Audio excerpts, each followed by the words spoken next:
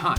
Welcome to Someone Else's Movie, the original podcast where an actor, writer, director, or nebulous industry figure gives a little love to a movie they didn't make. I'm Norm Wilner. I'm a critic, consultant, and programmer based in Toronto, and this is The Other Thing I Do.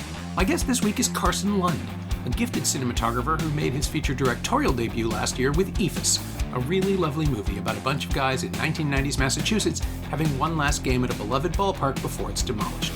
It's about a lot more than that, of course. The game is just the excuse for a thoughtful study of male friendship, social dynamics, and how we cope with the inevitability of change. It's been racking up praise and prizes since its premiere at the Directors' Fortnight in Cannes last year, and if you weren't able to catch it in theaters, it's now available on digital and on-demand, and streaming on Mubi. It's really good, and you should see it.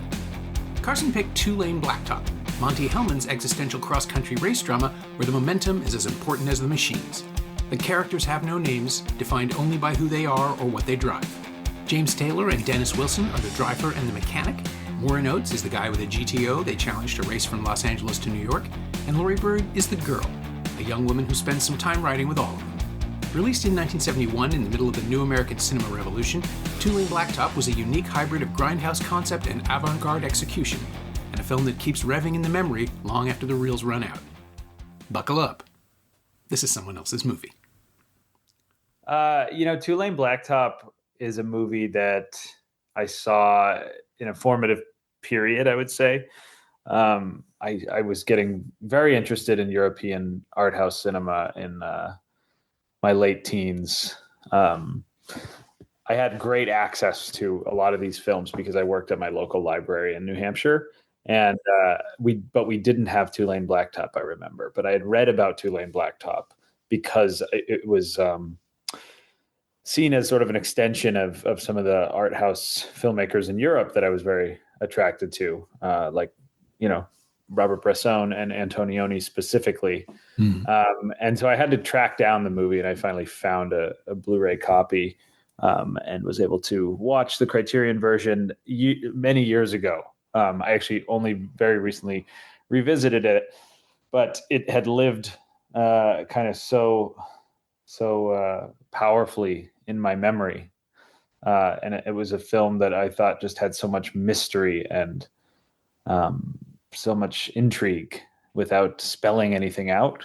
And then, of course, the ending was groundbreaking, in terms of the film reel itself, like burning up, and then the credits come, and it just recalibrates your entire understanding of the film in a way. When Monte Hellman passed away, that image just jumped back out to me. I sort of knew I needed to revisit that film, but it had still had such a strong impression, even without going back to it for a long time. So it's just, there are certain films that just kind of live with you, even if you don't see them that many times. And I think those tend to be my favorite films. I didn't know it shot for shot or anything like that, but coming back to it, it felt just as powerful and mysterious as before. What was it like to revisit it? Did you find yourself keying into different things? Because, like my pet theory is the movies obviously don't change. It's us. We're the ones evolving and growing in between screenings. And Two-Lane Blacktop is the kind of film that gives you enough space to contemplate so much of our own reactions and our own expectations and what we think will be important to these characters. My first time through, I found it incredibly frustrating. I absolutely knew what it was doing. And what if Antonioni made Vanishing Point? Except that this predates Vanishing Point, which is even more interesting. But the sense of watching it again this week, and after not seeing it for at least 10 years, like whenever the Blu-ray came out was the last time I saw it, the Criterion edition, and seeing like there's so much disdain for the narrative, for the idea of narrative, that this cross-country race, it's not a race. They keep stopping. Like they want to talk, but they keep trying to draw GTO out, and you get this great performance from Warren Oates as a tough guy who doesn't want to be seen, right? Like he tells a different story to everybody. He's always in a different color, but he always wears the same clothes. He's like he's probably got 16 bodies in his trunk by the end of the movie. Like none of it's relevant, right? It can be anything you want it to be because there's so little personality. But what I found frustrating that first time through, and then interesting the second time, this time it's just like, shit, you can't make this by accident. This is so calculated and so carefully designed to be open. Yeah. I was really blown away by that. What was your experience of the revisit? Yeah, it feels like the kind of movie that you're right, that a foreigner would come to America and make. Antonioni could have made this film, but Monte Hellman is from New York. Yeah. What I value so much about it is the distance that he's able to conjure up from the American iconography. That there is this sense of like he's lived with this subculture or he's observed this subculture for long enough that he's able to, kind of capture it in a way that doesn't kind of fall victim to the romanticization of the romance of it all, Yeah. And that I find incredibly hypnotic. It's very strange. And I think it sort of foregrounds the tactility of this world, this motorhead subculture, right? Like the movie begins in darkness and we mostly hear the engines and we see, fragments of action happening and someone's fixing an engine and then they drive off and, the light is very chiaroscuro, so we can't quite tell what's going on. And it seems to be a race. And then yet our what end up being our protagonists, they just sort of disappear and we never get the end of that race. Yeah. And it immediately establishes this idea of it's going to play with expectations. It's going to constantly puncture your sense of, this needs an ending or there needs to be a finish line. That just keeps happening over the course of the film. And I think it sets it up enough in the first 30 minutes that you never expect there to actually be a real tangible race here. So I think he's targeting something else. It's this kind of this voracious appetite for competition, for one-upmanship, and just for the kind of hypnosis of the road, I think, and the hypnosis of getting lost in America.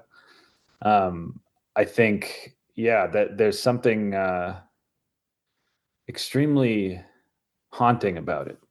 I think the desire to get lost in this country has never been put to screen in such a strange way. I think each character feels so kind of stripped down to the bare essence of what they represent. The driver as someone who just wants to drive and keep moving, and Warren Oates is someone who can never get enough speed, and yet is completely very sociable, but also totally ungrounded and seemingly without roots, even though they kind of tell their own self mythologies. So I think especially in relation to my own film, I wanted to look at a classic American pastime, baseball, but see it in a kind of new light and see it as sort of just an action that people do, a behavior that they engage in, right? A subculture that they are a part of, that it at a certain point, it's just what you do. It becomes you. And I think that's the part of it that gives it this chilling existential quality, that these are characters who just do this and don't seem to derive much joy from it. But they don't seem to have any interest in anything else. And I think it's a megalomania that I think America can really produce. Yeah. I was thinking this time through about car shows and collectibles and the way there's a scene about halfway through the film where it's just the driver, the mechanic, and the girl are at a garage. Maybe it's even the first third, but they're pulled over. They can't do anything for a little while. And they get distracted by people coming over and wanting to know more about the car they've built, this vehicle. And it becomes a process movie briefly. They take the thing apart. They're talking about specific gauges. And is this I'm going to get the numbers wrong. It's like, is this a 380? No, it's 425. And it's a language they all share that means nothing right? Like outside of that Yeah. space. No, And for now sure. now it would be like action figures or baseball cards comes up. But Eephus to me strikes me, Eephus is a film about taking pleasure in the ritual. And I don't think the characters in Tulane Blacktop take pleasure in anything, as you were saying. Like there's no reward. There's just the thing they're doing. At least Eephus is a communal experience. It's the same guys on the field. They've known each other forever. Some of them don't like each other, but they still show up. Like there's a sense of a community that exists in this one space, whereas Tulane Blacktop is about four people kind of trying to outrun each other or themselves or nothing at all and still not getting there. Like it's basically a prototype for Mad Max. The road is the thing that defines you and there's no end to it. Yeah, yeah, I know it's certainly a bleaker movie than Eephus, I would say, but I think I just mean in terms of the directorial distance that he Sure. has Yeah. Yeah. from the activity being depicted. Uh, I don't even get the sense that Monte Hellman necessarily is a car guy himself. I think he's just fascinated by this subculture. Mm. And I agree, it's totally alien language. I don't understand what they're saying most of the time. I don't know a lot about engines, but I think that's in the same way. I think with Eephus, we wanted to let the actors speak in the parlance of baseball and do it very quickly in such a way that we're not guiding the viewer along and telling them what that means. So it almost becomes more of an anthropological portrait of this experience rather than kind of like a clean narrative about it that's going to let you in and help you identify with the characters. It's more about watching them. I think it's much warmer than Tulane Blacktop, but I think this is a film. Tulane Blacktop is about people who, clearly have not found peace, and they're constantly on the move. But I find being that idea of just being one step behind the characters and trying to kind of trying to look into their souls, as they're giving you nothing. I've always found that incredibly. It's really empowering to the audience, and as a viewer, I find that very hypnotic. So I think actually the performances in this movie, and especially especially James Taylor, I think he reminds me of a character in a Bresson film. Obviously, that was Monte Hellman's.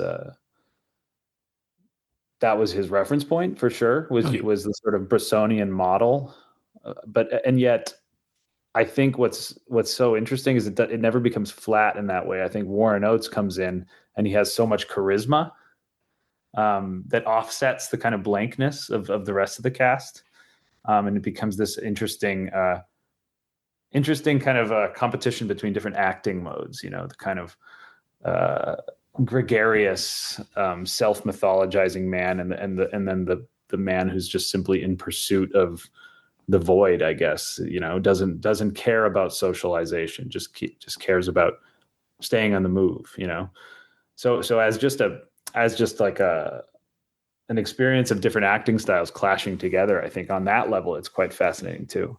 Oh yeah, I mean Taylor. Well, the fact that Taylor and Wilson and Laurie Bird really don't have existing personae as actors for the audience to connect to. Like they're musicians, and Laurie Bird had made, I think, one film before this and would only make one more and died very, very young, which is horrible in its own way.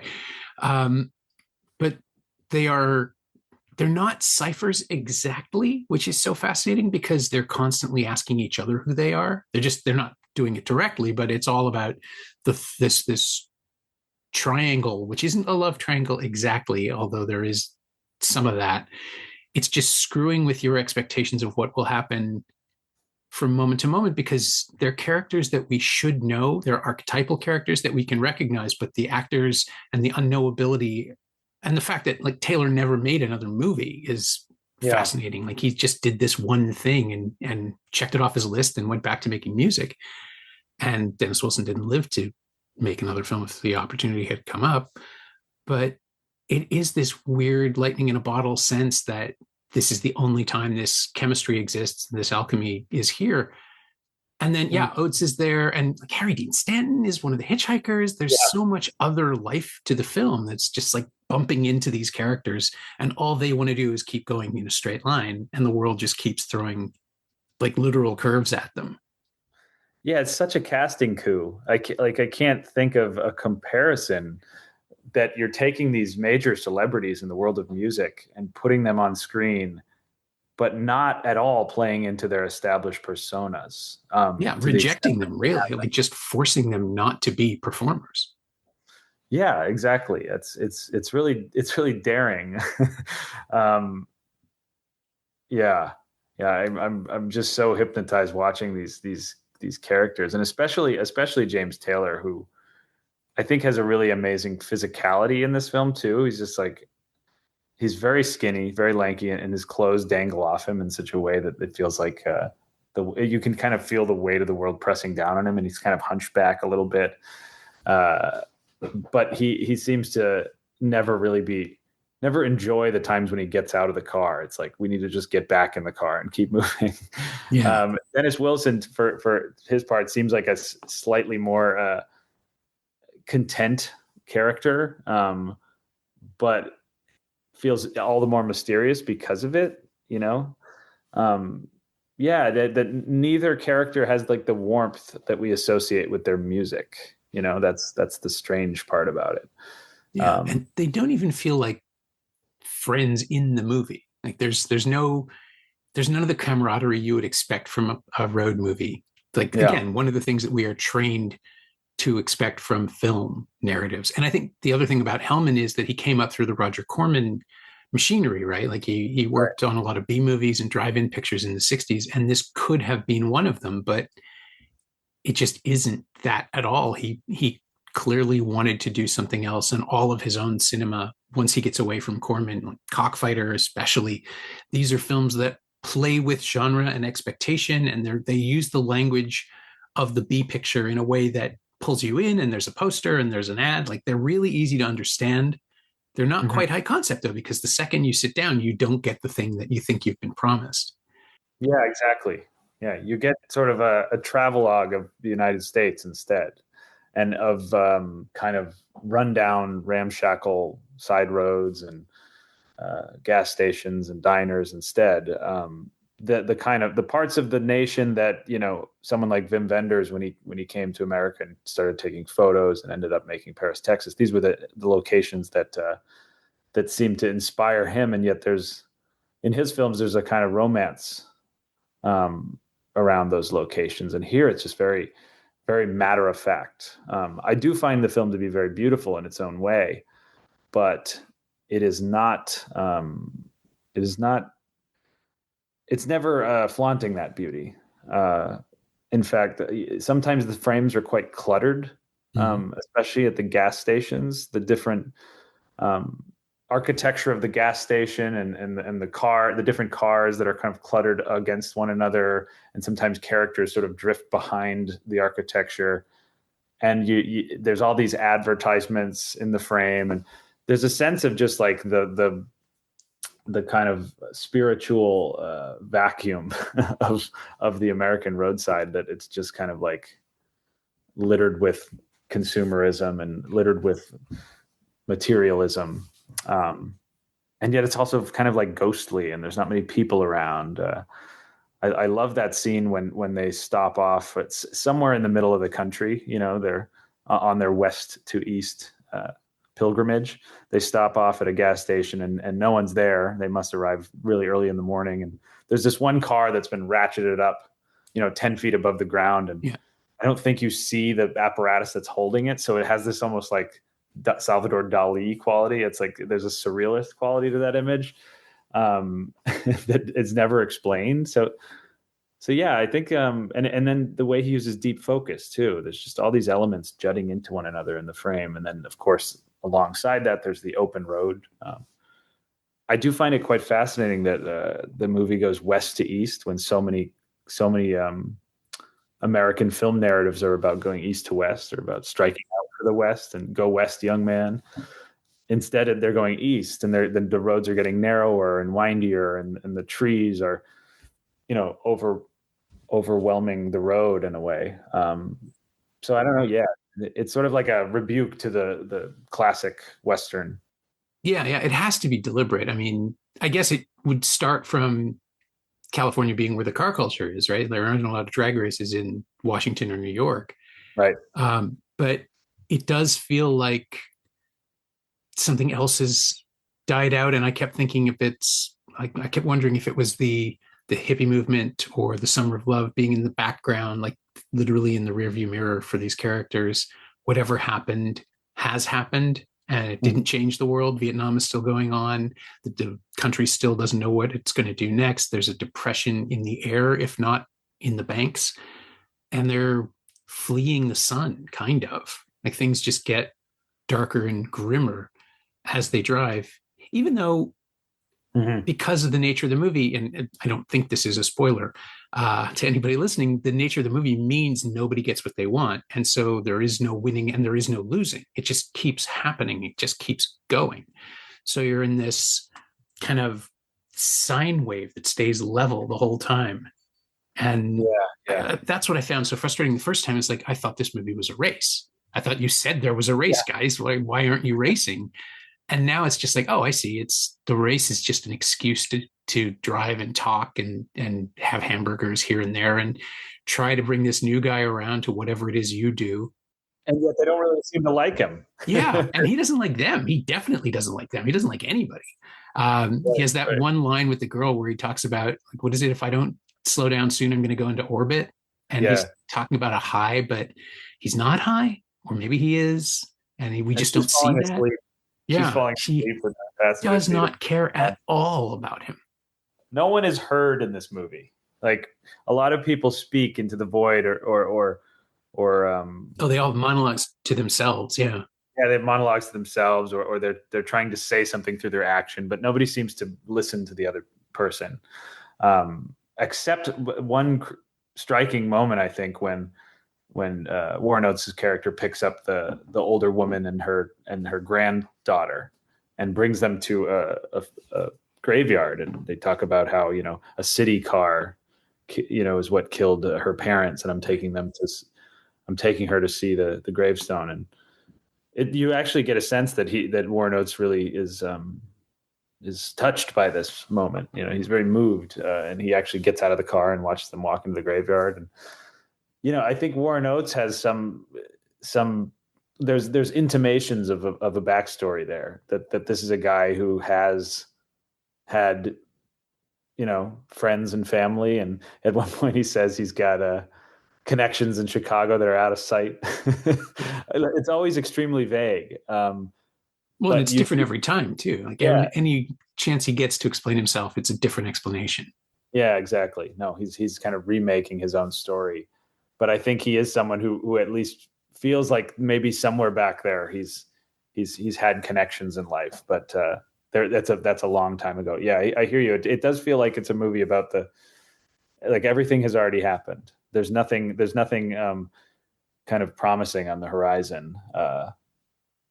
And I just love when Laurie Bird's character ends up leaving the narrative. It's the unceremoniousness of that. I had chills when I first saw it. I think I had to go back and watch that scene a few times to understand. I actually saw what I think I saw, that she just leaves her bag on the side of the parking lot and goes off in a motorcycle. I mean, the film is structured around all these comings and goings, and she switches cars a number of times, but you still don't expect her to actually leave. I think what Hellman is really saying is that he's sort of treating the film as this kind of like Zen experience. Like everything will disappear. All things decay. Life is just what you make of it, and clearly these men are not making much of their life. It's really just a film about like time passing, the landscape passing by, and that's it. If you don't make anything of it, that's all it's going to be. It's extremely it is extremely bleak.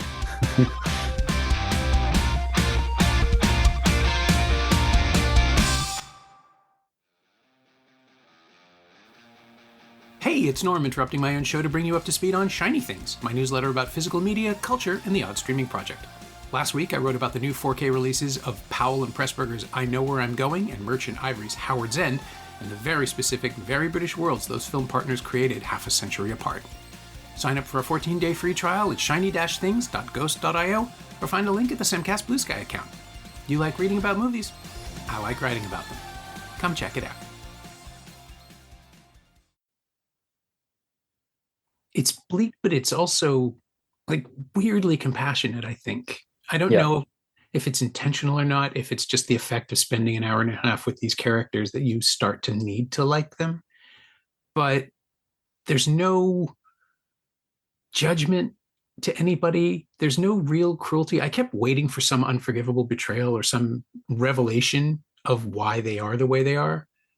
But by the end of it, they just all accept each other's choices. They may not be happy with what's coming around the corner, but when she leaves and nobody worries about her, nobody thinks about it. She made her choice and they all respect it. And doesn't matter if we understand it. Like, it's just there and it's happened and that's what happens. So let's see what happens next.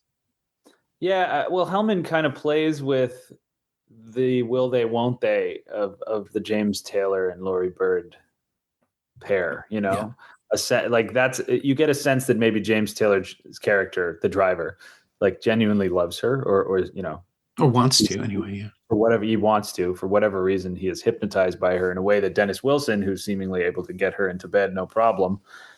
He doesn't seem to care as much. So it is playing with this suspense around, you know, is this what the narrative is going to be about? You know, them falling in love at some point, him maybe shedding his megalomania around cars. But once she leaves, there's a sense for a moment there when he looks out the window that he will go after her, but he doesn't. I think he doesn't know how to be anyone else, I think is the idea here. It's like, that's what I am. I am a driver. I am a car guy. I do drag races, and that's how I make my money. And the nature of America, it's so prescribed in terms of what your options, that once you become something, that is what you are. And that this is not a universal truth per se, but I think it's what these characters buy into. And it's the idea that that's what they are now, so they can't change that. And even if he wants to love Laurie Bird's character, there's no room for it. They try to make it work for a while by bringing her along on what they do, but there's no room for her there either. She's a wanderer, you know, she's a vagrant. She's someone who wants to float along and I think probably find stability at some point. But clearly these guys are not going to provide that for her, and they know that. So there's this sort of self-sabotage, self-defeatism cycle going on in this film for really all the characters. And I mean, GTO is never gonna find any kind of peace because he doesn't even know what he wants. He's the one, I think you're right, he's driving away from something. He's fleeing something in his past. And the driver and the mechanic are just moving. Yeah. They're objects in motion, and he's being propelled while they're just sort of, they'd be moving anyway. They'd be racing somebody else if he hadn't come along. Right. And his tragedy is that, at least as far as we can tell, he can't articulate what it is that's driving him. The GTO is just the vehicle. And if he loses that car, he'll get another one, or, you know, we don't even know how he got the first one. He says he won it in a poker game, but then I think at one point, doesn't he imply that he built it himself? Or am I? Yeah. Or just kind of hodgepodged it together with different parts. And, you know, over the years, it's a funny thing because I as I said, I'm not a car guy. You look at the GTO and you go, that's a nice car. Mm-hmm. And then their 55 Chevy just looks like a shit box, you know. It's like maybe a formerly sparkling blue car that's lost all of its pigment. It's scraped and it's almost like kind of a silvery blue now, and they're constantly pulling it apart and putting it back together. You know, kind of underlining the fact that the kind of illusion of this material object that they're so connected to, that it can just come apart at any moment. And it's not comfortable to drive in. They keep talking about how, you know, and even other characters, they keep talking about how, you know, souped up this car is. What an amazing car, you know, it can go so fast. And you look at it and you're like, that doesn't look very special. It's kind of, I find it kind of funny. I think he's sort of poking fun at the idea of this car culture and this the expertise around it. And you look at that thing as an outsider, and there's nothing special there, and yet apparently it's much faster than the GTO. So I actually find the movie very, very funny. One of my favorite bits is when they're at a gas station, and there's the guy we were first introduced to, Warren Oates, with another hitchhiker who's in this car, and they're chatting, and clearly the conversation's going nowhere. And then they stop at the gas station, and that hitchhiker ends up on the other side of the street asking for someone else to pick him up. And then it all plays out in the background. That guy gets into a car and drives away. Yeah. It's all done in the background. And I love that. I find there to be like a very dry sense of visual comedy in this movie at times. And a lot of that stuff just is playing out in deep focus compositions.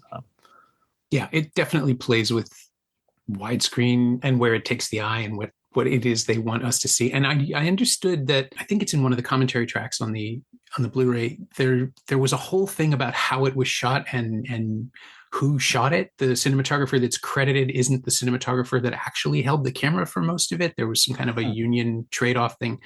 But you just get the sense that, I've had conversations like this about other movies before, where you get the sense that you're seeing somebody's first novel, right? Like he's putting in every idea, everything. He'd made other movies, but this was the first one that was his. And Hellman is just putting in every idea and every thought. And he's so open to the possibilities of the world that he's made that, you get bits of business in the background and people whose lives are clearly happening when they leave the frame. There's this rich, it's depopulated, but everybody in it matters. And so all their stories are continuing. Like there's that little exchange. I think it's the first time they pull in for gas, and I think it's Taylor has to show the gas station attendant where the tank is by removing the trunk. And they keep doing this. They keep taking the trunk completely off. As you say, it's always being disassembled and reassembled. But he has to explain where the tank is to somebody who should know. And it's just clearly it's been moved. Like something else shifted. They maybe moved the tank so it'd be more aerodynamic in the vehicle or something, or make space in the trunk. But it's this weird arcane. Yeah, it's a creation, like a suit of armor that they've built for themselves. Like a Frankenstein. Yeah, and a backstory that we never get, but that everybody sort of inherently understands. I think that's why everyone who looks at it says, oh, this thing goes like a bullet, because they understand how it works in that lost language that we just, as spectators, aren't allowed to understand. Yeah. I like we said earlier about they're not ciphers, and not the main characters or the secondary characters, the people they pass by. Everyone is a complete person. I love the Harry Dean Stanton cameo. I mean, it's very brief. He comes in the car and he sprawls out. I think it's late at night, or it might be daytime when he first sees him. But, I think it's like dusk. Well, it ends up being that it's pouring rain, and he tells him to get out, but he insists he won't leave, and then they drive off together. But that first moment when he's in the car, he sprawls out, and in the bottom of the widescreen frame, you're looking at the open road passing by, but in the bottom of the frame, you see Harry Dean Stanton's hand go over Warren Oates' knee, and it's almost like a little beat that you could miss. Again, the freedom that Hellman is affording you as a viewer to wander around the frame, but very quickly Warren Oates yells something like, I'm not into that. Yeah. So, but you immediately sense the immense loneliness of this Harry Dean Stanton character. I think everyone in this film is lonely and looking for something, but they're not ciphers. They're not just empty vessels. They are all people that feel like they have a life outside the screen. Yeah. I mean, you could say it's a cold film because it's non-judgmental and it's remote and removed in a way, but at the same time, it lets us spend enough time with everybody to see how human they are. Like they're looking for connection, exactly what you said, but at the same time, there's this inability to connect and to articulate any of it, which I find like so deeply human, because that's what film is. Like the frame is there for us to watch them, and it doesn't matter if they're not speaking. We can see how they feel. Yeah. Yeah, exactly. It's a very simple concept for a movie, and I think that's that's really what most inspired me. I've always been very drawn to movies that feel economical and achievable. You Mhm. know, I've never been someone who's trying to go shot by shot on Star Wars and figure out how they did all of this. It's that doesn't excite me as much as looking at something like this, which is rough around the edges, but and feels almost handmade in a way. It feels like a group of people got on the road and tried to make something over the course of 4 weeks, but the director had this clear vision. I mean, this is something I think about with. I think this film feels like it's in conversation with Abbas Kiarostami's films as well. Something like Taste of Cherry, where it's all the road and then inside the car. Um, it feels a little bit like it's in conversation with Stranger Than Paradise by Jarmusch. Um, yeah, these are films that really have inspired me and kind of bit by bit had built up they kind of planted the seeds for what ended up becoming Eephus. And I just think, yeah, there's something incredibly inspiring about a filmmaker just using what he has available, which is the American landscape. Just enough money to make this film happen. You have the road, you have the cars, and you have people in those cars. And I think yet with such simple ingredients, there's so much mystery. There's a whole universe of feeling and suggestion, and you have to kind of project a lot onto it as well. So this is exactly the kind of film that's always inspired me.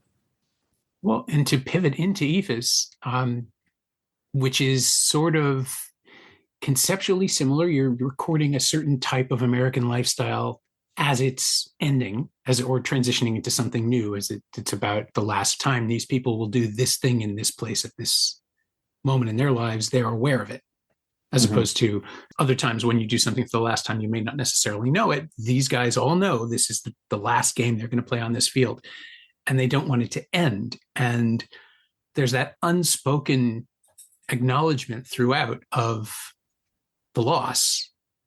Um, but it's all in one place, as opposed to Two-Lane Blacktop, where the production moved west to east. They shot in sequence. The actors didn't even get the script from day to day necessarily, Yep. which I find absolutely fascinating as a directorial tactic because it just makes people visibly uncertain on screen. Yeah, on edge, alienated from the larger design. Yeah. Yeah. But you couldn't make Eephus that way. You needed everybody to understand, right? Like No, there's a no. script. There's Yeah. rules in this film.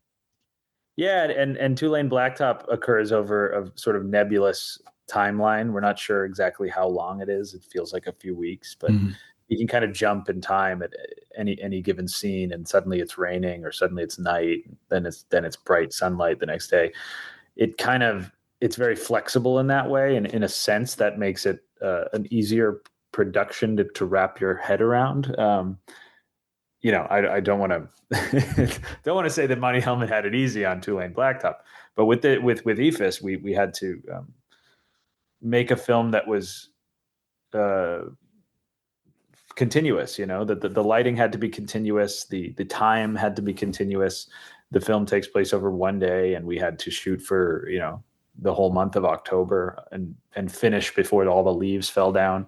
So we had to really study, how the light fell on this field and when it would go behind the trees and that all had to be really meticulously worked out ahead of time, or else the film would have felt herky jerky. It would have not been a consistent thing, a consistent thread of time, and therefore you'd lose the.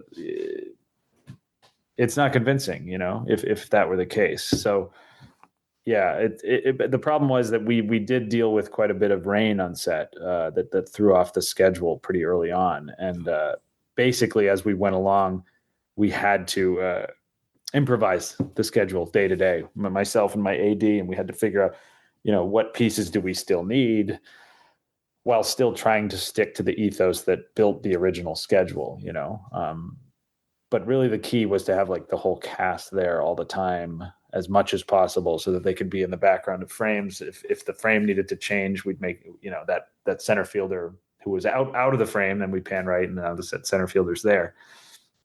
these sorts of things, it's like it was a real puzzle to figure out how to accomplish this film. And like I said, again, we were running out of time. By the time we finished, all the trees were bare. So yeah, it's in a similar way, a very freeing shoot, because we're just out there on one field. We're doing what we love. I love being on a baseball field. I love the weather in October in New England, but filmmaking is always going to be a massive challenge. You're always fighting against the resources and against the machinery of it all. That's one of the things I love about Two Lane Blacktop, is it feels like such a physical film. Like you feel the weight of the engines, the rumble of the engines at all times. The camera doesn't do any sophisticated pyrotechnics. It feels like a heavy camera that they had to lug around, So these are the things I like, when I sense the kind of tactile process of making a film. And I think that's something that, I can't escape from Eephus, because we made it. And I'm every time I watch it, I think about everything we had to go through. But I think I feel that with Two Lane Blacktop too. And yet it's able to transcend those mechanics and become something different and something very immersive. Yeah. Well, I mean, it's even reminding us of its physicality, visual, like through not the editing choices, but through the ending choices, when the film burns. Yeah. And the burn comes out of the driver. Like it is so fascinating that his will to keep going could be read as the reason the film ignites. I mean, it ends because it ends, right? It ends because there's no more story to tell, even though he's just going to repeat the actions that we've already seen him do over and over again. Yeah. But the intensity, the clarity that he brings to what he's doing, I think, is what conceptually sets the emulsion on fire. Because of where the burn is in the image itself. And we're reminded that we are watching a movie. And I'm so surprised every time that the credits roll, because it feels like it should just stop and leave the audience wondering. Right. I know, it's almost a mistake that he didn't do the credits at the front. And yet it's also this additional framing device. We get a sense that this is an object that was, made by a filmmaker. And here are the credits. But yeah, I think it's like that. This is, the driver is on a path of self-annihilation. He is headed towards the void, which is so interesting, because the movie's set on the frontier, or it moves from the frontier to the East Coast. But the frontier and the void, I think, are like totally inseparable in this film. And ultimately, he's on the path to annihilation, and therefore the film must ignite and annihilate itself. It's really an avant-garde concept. I thought of Hollis Frampton, when I first saw that. It's the idea of using the materiality of the film in this case, kind of as a storytelling device, or as a conceptual device that expands our understanding of the narrative. And even, I just brought up Taste of Cherry. That's another film that immediately pulls you out of the narrative at the end and makes you aware of its construction. And that's exactly what this film is doing as well. I think it's a really bold maneuver to end the film on. Yeah, it was apparently received with great anger at the time, which I find fascinating. Like, a lot of reviews were very negative. Yeah. And Ebert liked it, which of course he did, right? Because it feels like an exploitation movie, even though it isn't. And I think that was the buy-in for him. Like, he knows the language, and what are you doing with it? How is it being spoken? What's the dialect? Yeah. But I love the sudden stop. It's the void. It's what you're saying. He takes the void with him wherever he goes. And that, to my mind, is the thing that connects it to Eephus, because this is about fighting against the void. You made a movie about people who bond, even knowing that this is the end. It's not the end for them. They'll find another park. Like, this particular experience is over. But there's this shared joy in having had it that is absolutely absent from Two Lane Blacktop. Like, there's no pleasure in that film whatsoever. People sleep together and it means nothing. People win things and they're meaningless. Maybe the diner food is good. Like, that's basically it. Oh man, I would love to have one of those diner cheeseburgers for it's 25 cents or whatever it is. Yeah. What does GTO say? Give me a hamburger and an Alka-Seltzer. Like, he knows. Yeah, Alka-Seltzer, right. Yeah, but there's also though the characters in Eephus are celebrating the time they have experienced, and that the time itself is a celebration. I think by the end, there's a creeping melancholy in the sense of repression and not acknowledging the kind of bonds that they have created, and sort of just letting those bonds fall away because this field is leaving. I think that's a reality we face when some binding social space disappears, that we do actually lose these connections, but it's kind of a minor tragedy, and it feels like these characters could deal with that. They could go to the bar, they could go to the other field and play, but I think that kind of repression, that inability to articulate what they're going through or express it to each other, that's something that is happening in Two-Lane Blacktop as well. The idea of people sort of being trapped within their own souls. I think I wanted to do something like that in the film, especially in that final third.